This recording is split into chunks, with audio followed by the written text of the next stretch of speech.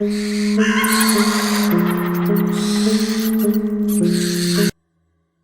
रात बेहद शांत थी, इतनी शांत कि हवा की भी सांस सुनाई दे रही थी। लखनऊ जंक्शन से रात 11:45 पर निकलने वाली गंगा सागर एक्सप्रेस हमेशा की तरह अपनी रफ्तार से रवाना हुई थी। पर उस रात स्टेशन मास्टर ने कुछ अजीब देखा। ट्रेन की आखिरी बोगी में किसी का नाम नहीं था, कोई यात्री सूची नहीं, कोई रिजर्वेशन नहीं और न ही कोई गार्ड। स्टेशन मास्टर ने फोन उठाया ही था कि पीछे से किसी ने उसके कंधे पर हाथ रखा। उसने पलट कर देखा, लेकिन वहां कोई नहीं था। Bogie number C13। विजय, जो पेशे से पत्रकार था, भूत प्रेतों में यकीन नहीं करता था। वह अपने शो सच या वहम के लिए सच्ची डरावनी जगहों की पड़ताल करता था। इस बार उसे खबर मिली थी कि कुछ साल पहले बोगी C13 अचानक एक सुरंग में घुसकर गायब हो गई थी और फिर सालों बाद एक ट्रेन में फिर से जुड़ गई थी। यात्रियों का कहना था कि उस बोगी से चीखें आती थीं। वहां चढ़ने वाले लोग अगली सुबह तक गायब हो जाते थे। विजय को लगा, ये एक परफेक्ट केस है, डरावना, रहस्यमय और शो के लिए रोमांचक। उसने टिकट बुक करवाया, पर अजीब बात यह थी कि उसे सीट भी बोगी C13 में ही मिली। ट्रेन में चढ़ते ही उसे बोगी C13 कुछ अलग सी लगी। बाकी बोगियों में रोशनी, आवाज, हलचल थी, पर इस बोगी में अजीब सी खामोशी थी। कुल जमा 5 यात्री थे, सब अकेले, खिड़की से बाहर ताकते हुए। एक बूढ़ी औरत माला जप रही थी। उसकी आंखें बंद थीं मगर होंठ थरथरा रहे थे। विजय ने पूछा, आप अकेली यात्रा कर रही हैं? उसने आंखें खोली, बोली, बेटा, अकेली नहीं, ये बोगी कभी खाली नहीं होती, कभी नहीं। विजय को ठंडक सी महसूस हुई। उसने कैमरा ऑन किया और रिकॉर्डिंग शुरू कर दी। तत के 2 बजे ट्रेन जंगल के बीच से गुजर रही थी जब बोगी की लाइट अचानक बंद हो गई और तभी दरवाजा खुला। एक आदमी बिना आवाज के अंदर आया, लंबा, पतला, चेहरा झुलसा हुआ और कपड़े पुराने जमाने के। वो सीधे विजय के पास आया और फुसफुसाया, तुम यहां क्यों आए हो? विजय कांप गया, मैं पत्रकार हूं, स्टोरी के लिए। आदमी ने सिर झुकाया और कहा, जो कहानी तुम ढूंढ रहे हो उसमें आखिरी लाइन तुम ही लिखोगे। विजय ने आंखें बंद कर लीं और जब खोली, आदमी गायब था। अगली सुबह एक यात्री गायब था, एक कॉलेज का छात्र जो विजय के सामने की सीट पर बैठा था। उसकी जगह पर केवल एक पुराना, खून से सना हुआ हैंडबैग पड़ा था। गॉड को बुलाया गया, लेकिन गॉड ने कहा, इस बोगी में तो कोई बैठा ही नहीं था। अब विजय समझ गया कि यह कोई साधारण मामला नहीं है। उसकी टीम को स्टेशन पर वीडियो मिल चुका था जिसमें बोगी C13 एक बार फिर अलग होती दिखी थी, जैसे कोई अदृश्य ताकत उसे नियंत्रित कर रही हो। ट्रेन अब पहाड़ी रास्तों पर थी। बोगी C13 की खिड़कियों के बाहर साए दौड़ते दिखते थे, जैसे कोई और ट्रेन समानांतर चल रही हो, मगर वहां पटरी नहीं थी। विजय ने बूढ़ी औरत से पूछा, आपको क्या पता है इस बोगी के बारे में? उसने कहा, यह बोगी असल में एक मौत की गाड़ी थी। पहले युद्ध के समय इसमें मरे हुए सैनिकों की लाशें लाई जाती थीं। एक रात पूरी बोगी के दरवाजे अंदर से बंद हो गए और सब शव जिंदा हो गए। विजय हंसा, कहानी अच्छी है। औरत ने उसकी तरफ देखा, हंस ले बेटा, जब तक सांस है। रात के 3 बजे ट्रेन ने एक छोटा सा स्टेशन पार किया, चंद्रपुर हॉल्ट। लेकिन अजीब बात यह थी कि वहां किसी यात्री का उतरना या चढ़ना दर्ज नहीं हुआ, न CCTV में कोई हलचल। पर बोगी C13 के दरवाजे खुलकर खुद ब खुद बंद हुए थे और तभी सीट नंबर 45 पर एक नई परछाई बैठ गई। विजय ने डरते हुए कैमरा उस पर फोकस किया। चेहरा नहीं दिख रहा था, पर हाथ, वो हाथ इंसानों जैसे नहीं थे, सफेद, सूजे हुए, जैसे कई दिनों पुरानी लाश हो। और तभी वो परछाई सिर घुमाकर बोली, रिकॉर्डिंग बंद कर, ये सच्चाई बाहर नहीं जाएगी। जय हड़बड़ा गया, कैमरा गिर गया, लेकिन जब उसने दोबारा देखा, सीट खाली थी। उसने बाकी यात्रियों से पूछा, सबने कहा, कोई आया ही नहीं, तुम ठीक तो हो? पर विजय को यकीन था, जो उसने देखा वो हकीकत थी। ट्रेन अब दूध कुंवर घाटी से गुजर रही थी, जहां हर साल दर्जनों लोग गायब होते हैं। स्थानीय लोग कहते हैं वहां रूहों की रेल चलती है और जो उससे टकरा जाता है वो लौटता नहीं। और तब अचानक ट्रेन ने एक जोरदार झटका खाया और C13 की लाइट फिर गुल हो गई। विजय ने सीट के नीचे देखा, वहां पुराने जमाने का एक टिकट पड़ा था जिस पर लिखा था गाड़ी संख्या 1313, गंतव्य मृत स्टेशन, यात्री आर वर्मा, प्रेत। वो चौंका। उसकी पड़ताल में आर वर्मा एक रेलवे इंजीनियर था जिसने 1958 में इसी बोगी में आत्महत्या कर ली थी। विजय को लगने लगा कि बोगी में सवार हर आत्मा कभी इंसान रही थी और अब वो इस बोगी की कैदी है।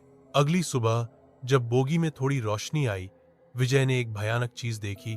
बोगी की दीवारों पर खून से नाम लिखे थे। राजीव मल्होत्रा 1972, सीमा बख्शी 1984, विजय शुक्ला 2025। विजय कांप गया, आखिरी नाम उसी का था और साल भी यही। तभी पीछे से किसी ने उसके कान में फुसफुसाया, तुमने अब टिकट ले लिया है। उसे बोगी की सबसे पिछली सीट पर एक फटी पुरानी डायरी मिली, शायद किसी गार्ड की। डायरी के अंतिम पन्ने पर लिखा था, C13 कोई बोगी नहीं है, ये एक दंड है। इसमें चढ़ने वाले यात्री नहीं, दोषी होते हैं। जिनकी आत्मा अधूरी है या जिन्होंने कुछ छिपाया है, उन्हें बुला लिया जाता है और फिर ये बोगी उन्हें खा जाती है। विजय सोच में पड़ गया। उसने ऐसा क्या गलत किया है जो वो इस बोगी का हिस्सा बना। अब तक 2 यात्री और गायब हो चुके थे। उनकी सीटें ठंडी थीं, जैसे वहां कोई हवा की परत हो। बूढ़ी औरत अब बेहोश थी और विजय की सांसें तेज चल रही थी।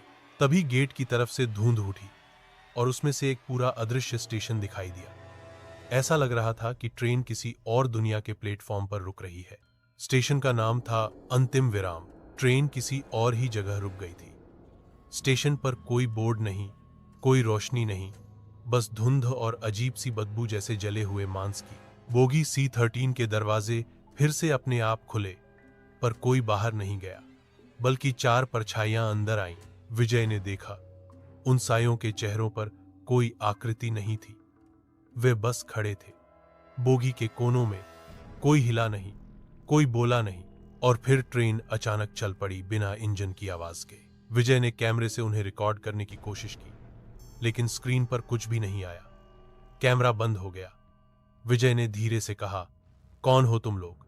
तभी एक साया आगे बढ़ा और बोला, हम वही हैं जिन्हें कभी टिकट नहीं मिला, पर सजा हमेशा मिली। अब तुम्हारी बारी है। विजय की धड़कन रुकने लगी। उसने कांपते हाथों से भगवान का नाम लिया, पर लगता था यहां किसी दुआ की कोई पहुंच नहीं थी। ट्रेन की दीवार पर एक धुंधला शीशा था, मगर उसमें जो दिखता वो हकीकत नहीं होता। विजय ने खुद को देखा, लेकिन आईने में वो नहीं था। उसकी जगह एक और चेहरा था, किसी किशोर का जो डर से चीख रहा था। फिर शीशे पर एक हाथ उभरा और अंदर से खून की लकीर खींची, तुम भी वहीं जाओगे। शीशा खुद ब खुद फट गया। रात के 4 बज रहे थे। हर यात्री के सीट के पास एक पुराना घड़ीदार यंत्र लटक रहा था जो उल्टी गिनती कर रहा था। बूढ़ी औरत ने कहा, जब ये गिनती खत्म होती है कोई मरता है। एक यात्री की घड़ी पर 0 आया और तुरंत उसकी आंखें पलट गईं। शरीर कांपने लगा और फिर गिर पड़ा, लेकिन गिरते ही उसकी बॉडी धुएं में बदल गई और उड़ गई। बोगी में अब एक सीट और खाली थी, मगर वही परछाई वहां जा बैठी। विजय की घड़ी अब 009 दिखा रही थी। उसने कैमरा चालू करने की कोशिश की, तभी बोगी में सभी परछाइयां उठीं और एक साथ बोलने लगीं, कब्रें जहां खुलती हैं वहां बोगियां नहीं रुकती, और जहां बोगी C13 रुकती है वहां मौत भी डरती है। और फिर बोगी में अचानक अंधेरा छा गया। जब रोशनी आई, विजय अकेला था, बाकी सब यात्री गायब। विजय को अब बोगी में एक फाइल मिली, C13 ऑक्यूपेंट लेजर। उसमें हर यात्री का नाम, अपराध और मृत्यु का समय लिखा था। उसका नाम आखिरी पन्ने पर था। नाम, विजय शुक्ला। अपराध, पत्रकारिता में झूठ फैलाना, मासूमों की छवि खराब करना। निर्णय, से 13 की आत्माओं का अगला मेजबान। अब उसे समझ में आया ये बोगी गुनहगारों को सजा देने वाली कोर्ट है, जहां इंसान नहीं आत्माएं फैसला सुनाती हैं। अब ट्रेन के इंजन से आवाज आई। विजय दौड़कर पहुंचा। वहां कोई ड्राइवर नहीं था, बल्कि एक हड्डियों का ढांचा था जो यूनिफॉर्म पहने था और आंखों में लाल ज्वाला। उसने कहा, मैं आर वर्मा हूं, जिसने पहली बार C13 को मोड़ा था। अब ये कभी सीधी नहीं चलती, ये रास्ता सिर्फ मौत की ओर जाता है। विजय चीखा, मुझे जाने दो। उसने उत्तर दिया, अगर जाना है तो किसी और को लाना होगा। विजय इंजन से भागकर फिर से बोगी C13 में लौटा। अब बोगी पूरी तरह वीरान थी। हर सीट पर बस धूल, कुछ जगह खून के धब्बे और दीवारों पर उभरते चेहरे। तभी एक हल्की सी आवाज आई, जैसे कोई बच्चा रो रहा हो। वो रोना विजय को सीट नंबर 13 से सुनाई दिया। जैसे ही उसने पर्दा हटाया, वहां एक छोटा लड़का बैठा था, 8009 साल का। उसकी आंखें सूजी हुई थीं और हाथों में एक खिलौना ट्रेन। विजय ने पूछा, तुम कौन हो? लड़का बोला, मेरा नाम आर्यन है। मुझे मां ने स्टेशन पर चढ़ाया था, पर मैं कभी नहीं उतरा। आर्यन की जेब में अब भी उसका पुराना टिकट था, बिना फटा हुआ। विजय समझ गया कि यह बच्चा मरा नहीं है, उसकी आत्मा फंसी है, क्योंकि उसका टिकट फिजिकली इस्तेमाल ही नहीं हुआ। अगर किसी तरह उसका टिकट फाड़ा जाए, उसे मुक्ति मिल सकती है। पर जैसे ही विजय ने टिकट की ओर हाथ बढ़ाया, सारी बोगी में आग लग गई। पर आग जलती नहीं थी, सिर्फ दर्द देती थी। आर्यन चिल्लाया, वो नहीं चाहते कि मैं जाऊं, मुझे इस ट्रेन का हिस्सा बना लिया गया है। विजय को अब सब कुछ समझ आ रहा था। C13 एक चलती हुई सज्जा है, जिसमें हर आत्मा अपने अधूरे पापों के कारण फंसी है, और अब वो भी उन्हीं में से एक बनता जा रहा था। पर उसने ठान लिया, अगर मैं इस ट्रेन में आया हूं तो इसे खत्म करने के लिए। ट्रेन अब एक ऐसे रूट पर थी जिसका कोई नक्शा नहीं था, चारों ओर बस अंधकार। और तभी स्पीकर पर आवाज आई, गाड़ी संख्या 1313 अगले 13 मिनट में प्लेटफॉर्म 0 पर पहुंचेगी। सभी आत्माएं तैयार रहें। विजय ने तय किया, जैसे ही ट्रेन रुकती है, वो आर्यन का टिकट फाड़ेगा और खुद को कुर्बान कर देगा। बोगी की दीवारें कांपने लगीं, सीटों से साए निकलने लगे, और सबने मिलकर कहा, तुम मुक्ति नहीं दे सकते, तुम खुद एक झूठ हो। लेकिन विजय ने आंखें बंद की, आर्यन को सीने से लगाया और बोला, अगर मेरी जान लेनी है तो ले लो, पर इस बच्चे को छोड़ दो। और तभी जैसे किसी ने बिजली का झटका दिया हो, बोगी की खिड़कियां फट गईं, साए चीखने लगे और दरवाजे अपने आप खुल गए। विजय ने कांपते हुए आर्यन का टिकट फाड़ा। तभी एक सफेद उजाला फूटा, जैसे किसी ने रात के काले आसमान को चीर दिया हो। आर्यन की आंखें चमकीं और वह मुस्कुराया, धन्यवाद भैया। वो धीरे धीरे हवा में घुल गया और पहली बार C13 बोगी में शांति छा गई। अब बोगी में सिर्फ विजय था। लेकिन तभी उसकी सीट के सामने एक नया टिकट गिरा, जिस पर लिखा था, यात्री विजय शुक्ला, स्थिति अधूरी आत्मा कार्य पुनर्प्राप्ति हेतु बोगी गार्ड नियुक्त। अब वो समझ गया, वो मर नहीं रहा, बल्कि अब वो इस ट्रेन का नया संरक्षक है। C13 कभी नहीं रुकेगी, और हर बार कोई नया पापी, कोई नया गुनहगार इसमें सवार होगा। विजय अब C13 का गार्ड बन चुका था। पर यह नौकरी सरकारी नहीं थी, ये शाप थी। हर रात जब 1:13 बजते, ट्रेन एक नया चेहरा उठाती, जो दिखने में मासूम होता, पर दिल में कोई गुनाह छिपाए होता। उस रात एक लड़की चढ़ी, नाम था साक्षी। अकेली, खामोश, पर आंखों में गहराई थी। विजय को उसकी आंखों में खुद का अक्स दिखा, डर, पछतावा और एक सवाल, क्या ये ट्रेन सच में है या मैं मर चुकी हूं? साक्षी की टिकट पर गंतव्य था मोक्षग्राम। विजय चौंका, ये स्टेशन रेलवे मैप में नहीं था। उसने पूछा, तुमने ये टिकट कहां से ली? साक्षी बोली, मेरे भाई ने दिया, मरने से पहले। विजय अब समझ गया, ये ट्रेन उन आत्माओं को बुला रही है जिनके जीवन में कोई अधूरी कड़ी रह गई, और साक्षी उस अधूरी कड़ी की अगली कड़ी थी। C13 अब फिर उसी जगह जा रही थी, अंतिम विराम स्टेशन। विजय ने देखा, बोगी अब वैसी नहीं रही थी। सीटें बदल रही थीं। हर परछाई की शक्ल साक्षी जैसी हो रही थी। तभी स्पीकर पर घोषणा हुई, सभी आत्माओं से अनुरोध है, अंतिम परीक्षण शुरू हो रहा है। जो झूठ बोलेगा वो लौट नहीं पाएगा। साक्षी ने रोते हुए कहा, मैं मरना नहीं चाहती, पर मैंने अपने भाई को मरते देखा और कुछ नहीं किया। अब बोगी ने रूप बदला। वो एक पुराना घर बन गई जहां साक्षी का बचपन बीत चुका था। दीवारें, फर्श, खिड़कियां सब उसके अतीत की परछाइयां थीं। एक साया आया, उसका भाई, जलता हुआ, लहूलुहान। उसने कहा, तू मेरी मौत की गवाह थी, अब मैं तेरा न्याय बनूंगा। विजय बीच में आया, नहीं, इस ट्रेन का काम बदला नहीं, बल्कि पश्चाताप को पहचानना है। साक्षी ने आंखें बंद कर कहा, हां, मैं दोषी हूं, और अगर मेरी आत्मा इसी ट्रेन में बचे तो सही, पर झूठ नहीं बोलूंगी। वो झुकी और अपने भाई के पैर छुए।